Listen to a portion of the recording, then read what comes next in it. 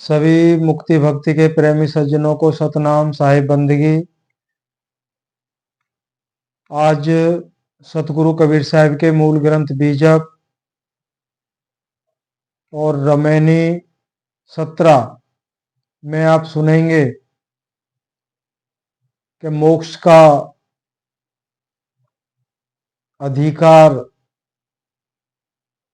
हमें किस प्रकार मिल सकता है।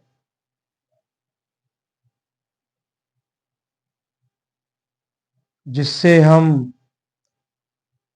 अपने निज घर, जहां से बिछड़े हमें काफी अरसा हो गया है, वहां पहुंच सकते हैं। तो बड़ा ही सुंदर वाणी है सतगुरु कबीर साहिब की, तो बने रहना है।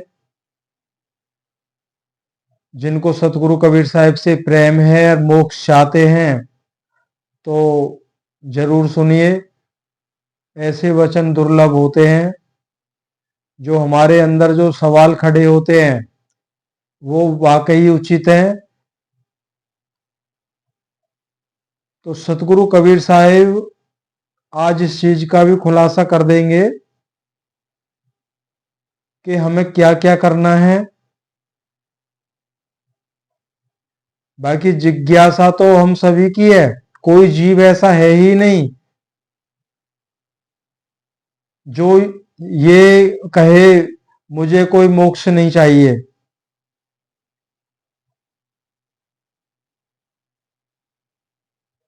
साहिब ने अपनी वाणी में कहा है, चलन चलन सब कोई कहे, मोए अंदेशा और, साहिब से परिचय नहीं, पहुंचेंगे कई ठौर। तो सतगुरु कबीर साहिब कह रहे हैं कि मोक्ष सब पाना चाहते हैं, सब जाना चाहते हैं, लेकिन मुझे अंदेशा कुछ और है, मुझे कुछ और ही अंदेशा हो रहा है।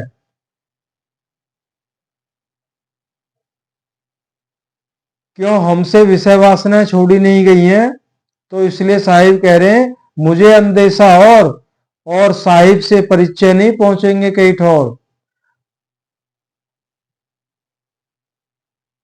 जब उस सतगुरु से उसका दिया हुआ उपदेश को हमने ग्रहण ही नहीं किया तो कोई ठौर ठिकाना नहीं है। कह रहे हैं पता नहीं ये कहां पहुंचेंगे। ये सतगुरु कबीर साहिब ने कहा है। आइए शुरू करते हैं बीजक रमैनी नंबर 17।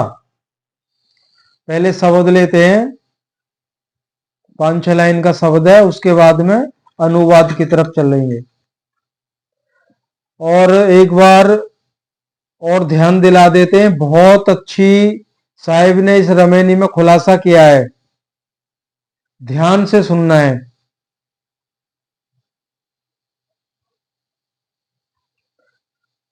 और ये अपने परम भक्त धर्मदास जी को उपदेश कर रहे हैं। जस जीव आप मिले यस कोई, बहुत धर्म सुख हृदय होई।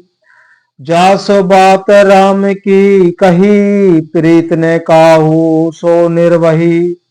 एक ही भाव सकल जग देखो, बाहर परे तो होए विवेकी। विषय मोह के फंद छुड़ाई, तहां जाए जहां काट कसाई। अहे कसाई छुरी हाथा, कसौ आवे काटो माथा। मानुष बड़ा बड़ा होए आया, एक ही पंडित सबे पढ़ाया।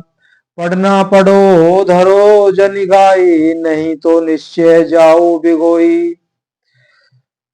साखी सुमरिन करूं राम का, छाड़ू दुख की आस।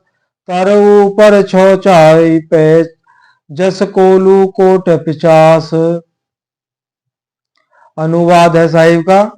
सतगुरु कबीर साहिब कहते हैं, हे सच्चे जिज्ञासु, जैसे निर्मल हृदय के अधिकारी अनुरागी जीव तुम मुझे मिले हो। धनी धर्मदास जी से कह रहे हैं सतगुरु कबीर साहिब, हे सच्चे जिज्ञासु, जैसे निर्मल हृदय के अधिकारी अनुरागी जीव तुम मुझे मिले हो। ऐसा ही यदि अन्य कोई मिल जाता है तो मेरे हृदय में बहुत ही धर्म तथा आनंद होता है, क्योंकि ऐसे ही निरपक्ष सत्य के खोजी जिज्ञासु से उस परम तत्व महाचेतन सतपुरुष परमात्मा राम के विशुद्ध ज्ञान तथा ध्यान की बात मुझसे कहे बिना नहीं रह जाती, जो उस एक सतपुरुष परमात्मा के अतिरिक्त वह अन्य किसी के प्रति नहीं निभाता है, अर्थात अन्य किसी से प्रेम नहीं करता है।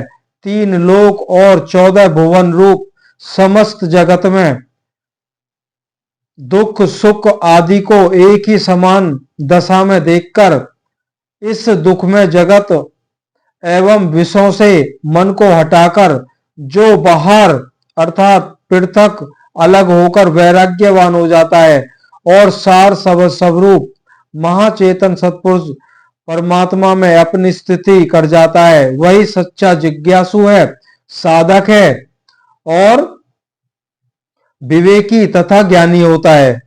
जो जिज्ञासु साधक सच्चे प्रेमी सतगुरु की शरण में जाकर उनके सत उपदेश श्रद्धा पूर्वक धारण करता है और संसार को असत्य परिवर्तनशील समझकर उससे पृथक होकर अलग होकर मुक्ति जड़ चेतन आत्मा एवं महाचेतन सतपुरुष परमात्मा का भली प्रकार विचार करता है और स्त्री पुत्र तथा धन आदि पदार्थों के विषय भोग सुख में जो मोह होता है उसे फंदा समझकर अर्थात बंधन समझकर उसको अपने आप को छुड़ा लेता है, वही ज्ञानी तथा मोक्ष का भागी होता है।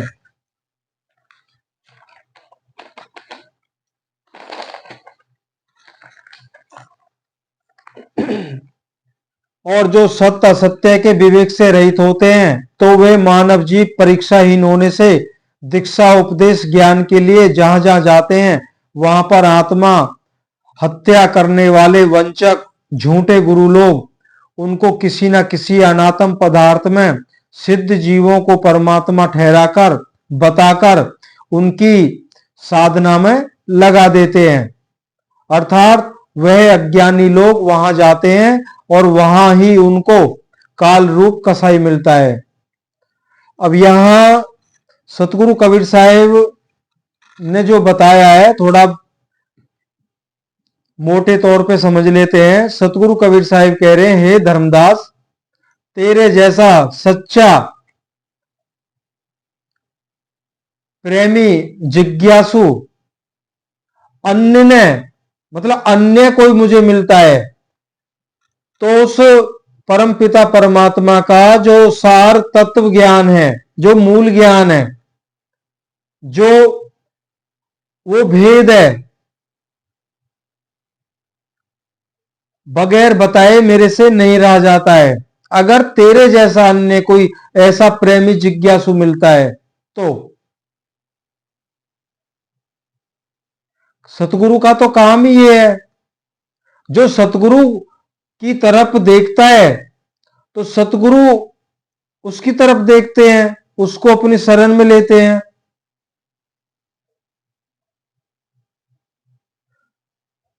तो ये सब बताया है उन्होंने, जो समस्त विषय विकारों से अपने आप को छुड़ा लेता है,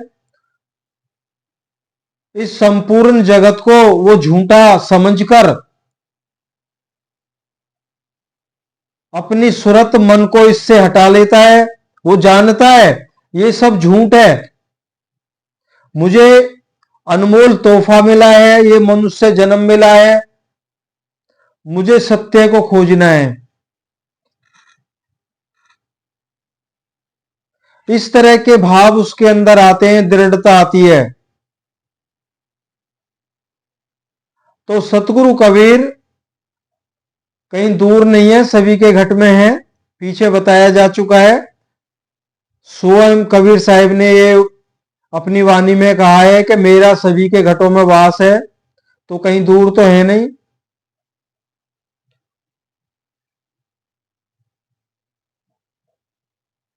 और सच्चे गुरु की तलाश में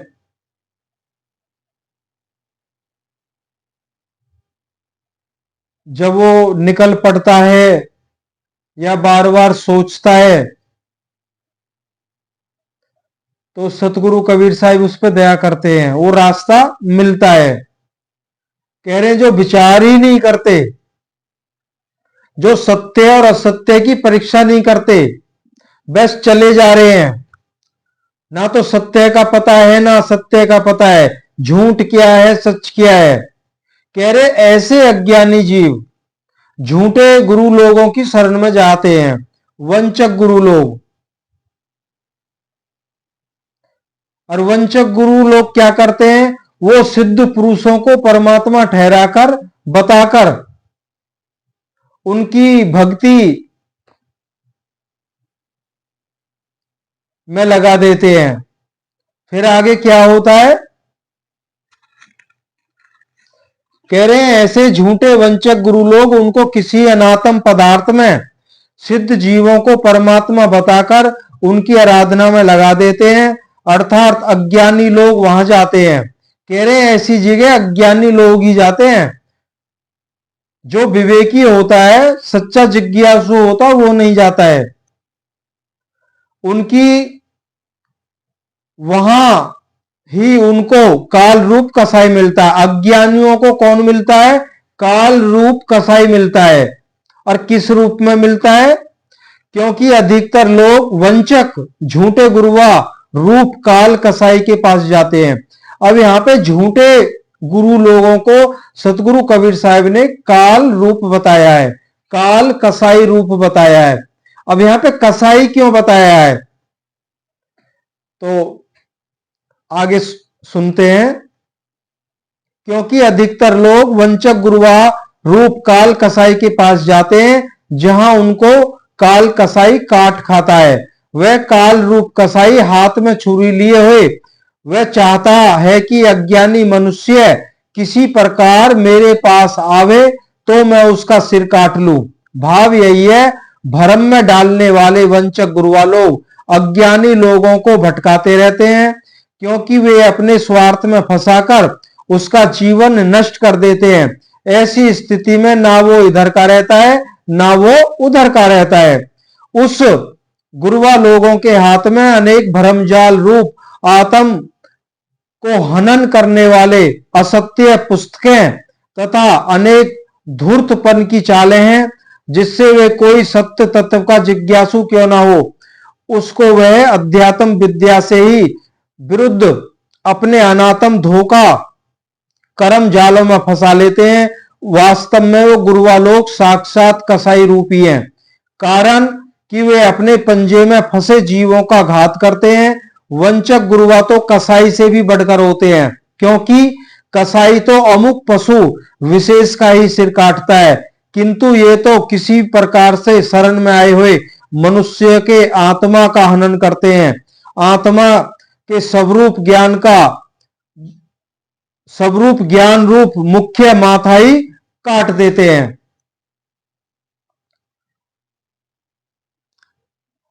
अतः सदा के लिए जन्म मरण के चक्कर में डालना ही माथा काटना है।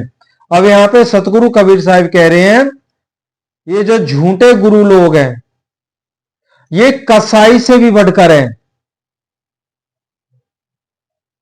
कैसे, कह रहे कसाई तो एक अमुक पशु का ही सर काटता है, माथा काटता है, एक बार ही काटता है वो। लेकिन झूठे गुरु लोग तो जीव का ऐसा माथा काट देते हैं, वो कई जन्मों तक कटता है।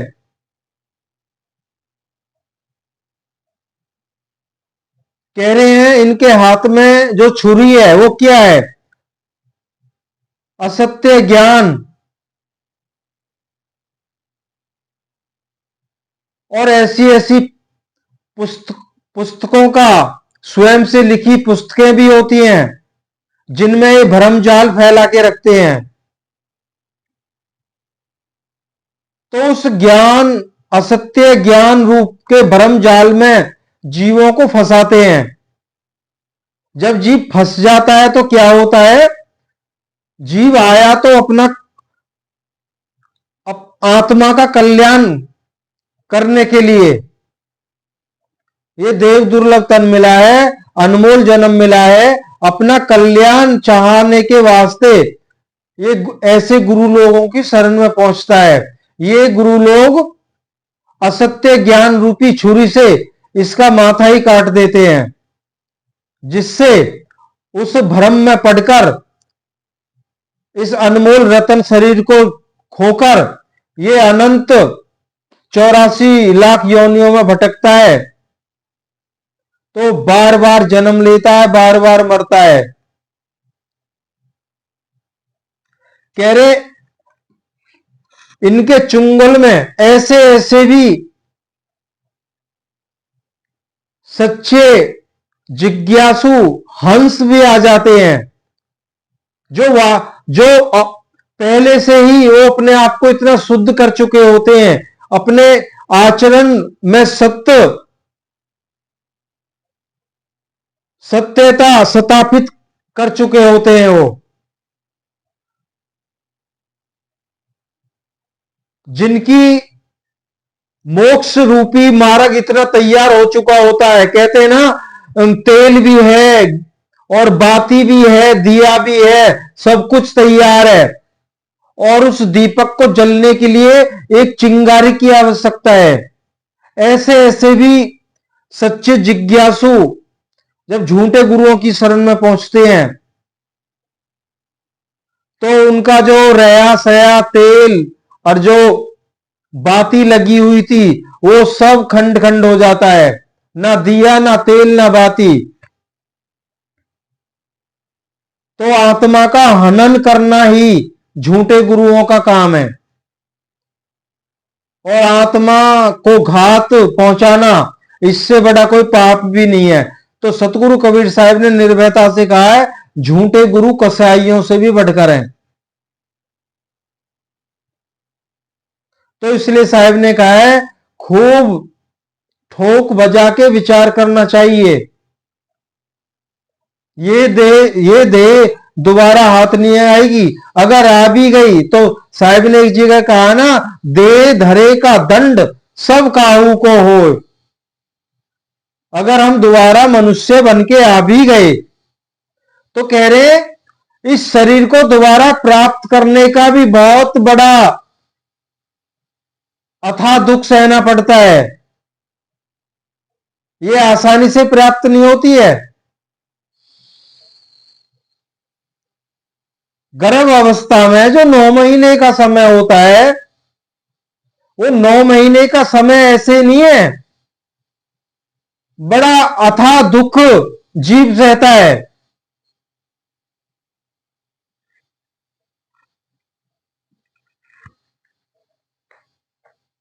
आगे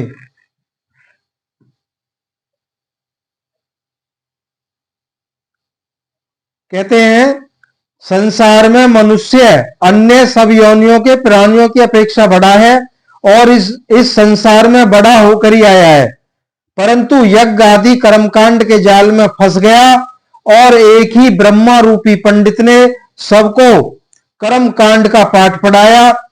अब यहां पे ब्रह्मा जी रूपी पंडित ने सभी को कर्मकांड रूपी पाठ पढ़ाया। क्यों? ब्रह्मा जी के द्वारा ही 4 वेदों की उत्पत्ति हुई है, और वेदों में वही ब्रह्म तक की साधना का वर्णन है, परमात्मा की सत्य भक्ति का वर्णन नहीं है। तो सब उसी कर्म कांड को करते आ रहे हैं, आज भी कर रहे हैं, आगे भी करते रहेंगे। कह रहे वही कर्म कांड का पाठ पढ़ाया। अतः सतगुरु कहते हैं, हे जिज्ञासु जनो, अब जरा ध्यान देना है।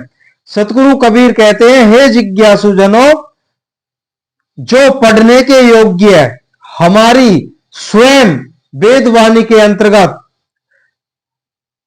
आत्मा तथा सार शब्द परमात्मा के स्वरूप ज्ञान रूपी अध्यात्म विद्या, उसको वेदी सतगुरु की शरण में जाकर उनके द्वारा साधन अभ्यास पूर्वक पढ़ो और उसे छुपाकर भी मत रखो। तो यहां पे सतगुरु कबीर साहब कह रहे हैं, बहुत अच्छा वर्णन किया, कह रहे हे सच्चे जिज्ञासुओं, मुक्ति भक्ति के मोक्ष पाने वाले, हे साधु, हे संतो, हमारी स्वयं की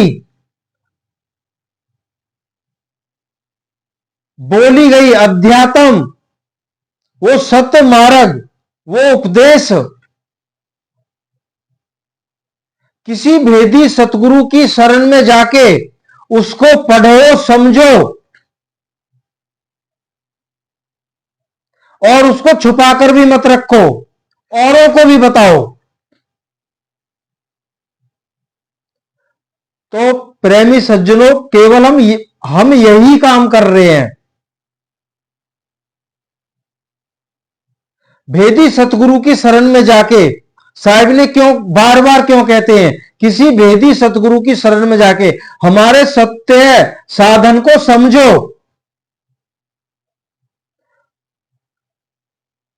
तो भेदी सतगुरु या सच्चा गुरु कौन होता है? जो उस भेद का सही सही पता बताए, वो होता है सच्चा गुरु। जब उस सत्य रास्ते पे डालने वाला सच्चा गुरु होता है, और जब साधक उस रास्ते पे चलता है, जब उसमें पूर्णतः पाता है, वहां भेदी सतगुरु कबीर काम करते हैं, जो हमारे घट में बैठे हैं। फिर उस जो गुप्त भेद है, जिसको सार नाम, सार शब्द, नी अक्षर, विदे, अखय आदि नामों से उसको बताया गया है, वो सतगुरु कबीर साहब उसे लखाते हैं। बाकी स्वयं से बीजक पढ़ना नहीं समझ में आएगा। बीजक को कौन समझाए? या तो कोई जिज्ञासु भेदी सच्चे गुरु की शरण में रहा है, वो बीजक को वो बीजक वाणी को समझता है, और वो बीजक वाणी का शुद्ध निचोड़ आगे समझा भी देगा। क्यों? वो ऐसे गुरु की शरण में रहा है जो उस भेद का ज्ञाता है। जो उस भेद का ज्ञाता ही नहीं है, कोई हमें ऐसा मिला ही नहीं है, बीजक को हम कतई नहीं समझ सकते। बीजक वित बतावे जो वित गुप्ता होए, बीजक उस धन का पता बताता है जो धन गुप्त है।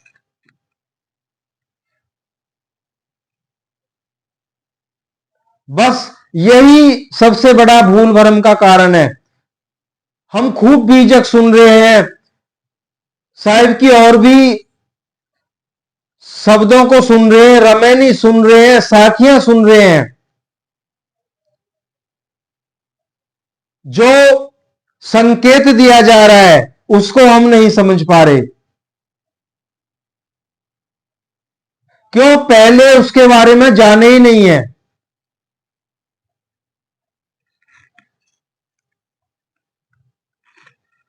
कह रहे हैं उसे छुपाकर भी नहीं रखना है, किंतु दूसरे अधिकारियों को भी बताओ, पढ़ाओ, सुनाओ,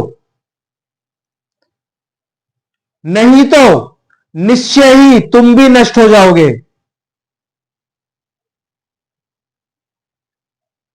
अब देखो, कह रहे हैं जब सतमार्ग को जान गए हो, अगर आप ऐसा नहीं करते हो तो निश्चय तुम भी नष्ट हो जाओगे। अब ये सत्य उपदेश की को समझने की ताकत सतगुरु कबीर साहब ने अपनी दया, वो विवेक हमें बख्शा, साहिब के बीजक को समझ पाए और अनुभव के द्वारा भी साहिब के उस भेद को समझ पाए तो हम भी नष्ट हो जाएंगे। कब नष्ट होंगे? अगर हम इसको अपने तक सीमित रखते हैं और हम पूरी तरह से नहीं चल पाए सतमार्ग पे, तो हमारा शरीर छूट गया। तो वो नष्ट होना साहिब ने इसलिए बताया कि आपने दूसरे को बताया ही नहीं। हो सकता है जिसको बताया, जो अधिकारी है,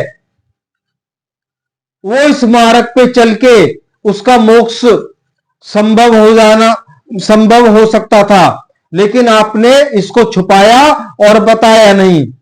ना चले और ना किसी को चलने दिया, स्वयं नष्ट हो गए। ये बहुत गहरी बात है। इस चैनल पर आपको मोक्ष का जो सत्य मार्ग है, बिल्कुल वो क्लियर आपको सुनने को मिल रहा है। चलना नहीं चलना वो हम सबकी अपनी अपनी प्रेम विरह वैराग के ऊपर है, लगन के ऊपर है। कितनी तड़प है, कितनी हमारे अंदर भूख है।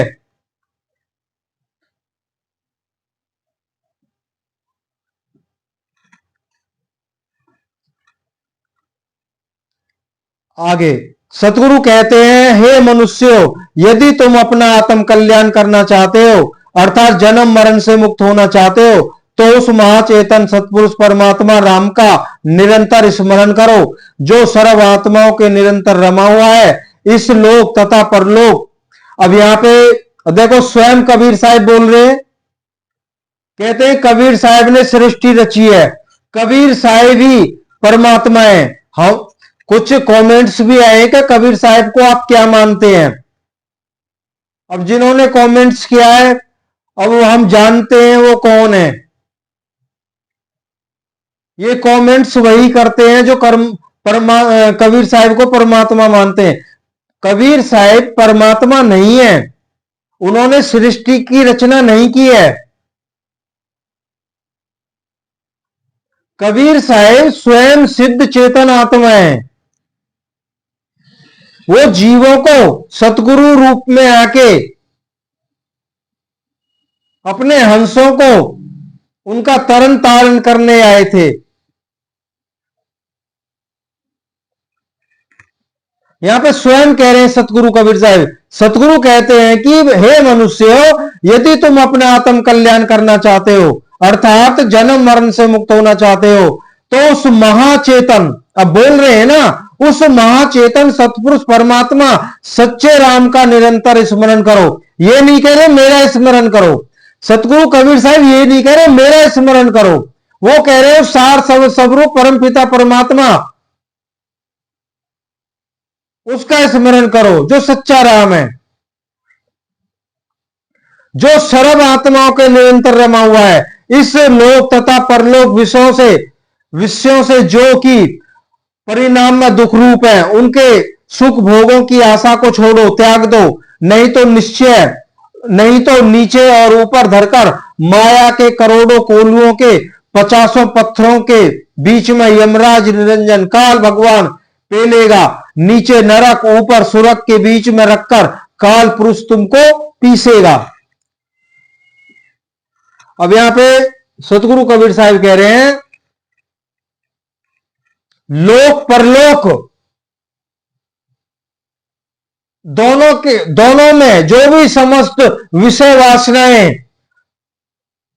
उनसे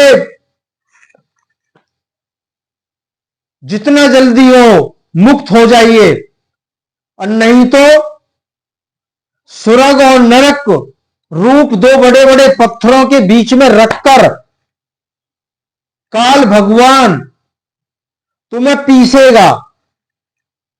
और पिसते ही तो आ रहे हैं।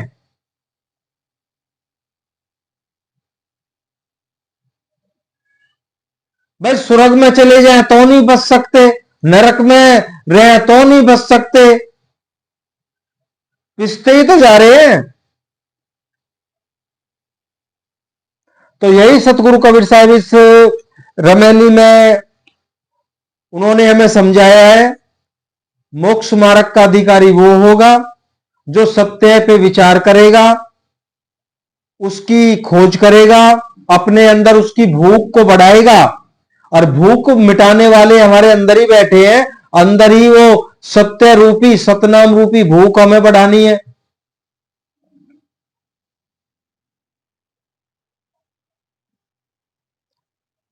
और जितना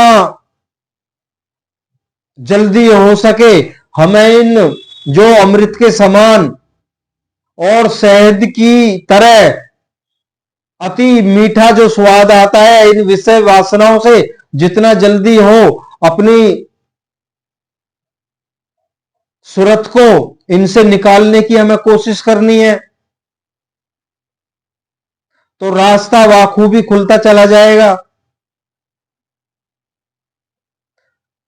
सच्चा गुरु नहीं मिलता है तो अभी साहब ने कहा है ना, हमारे स्वयं के सत उपदेश को सुने पढ़ें औरों को बताएं। यहां औरों को जो शब्द आ रहा है, हर किसी से दिमाग खोरी नहीं करनी है, हर कोई समझेगा भी नहीं। जो सच्चा जिज्ञासु है, अधिकारी है,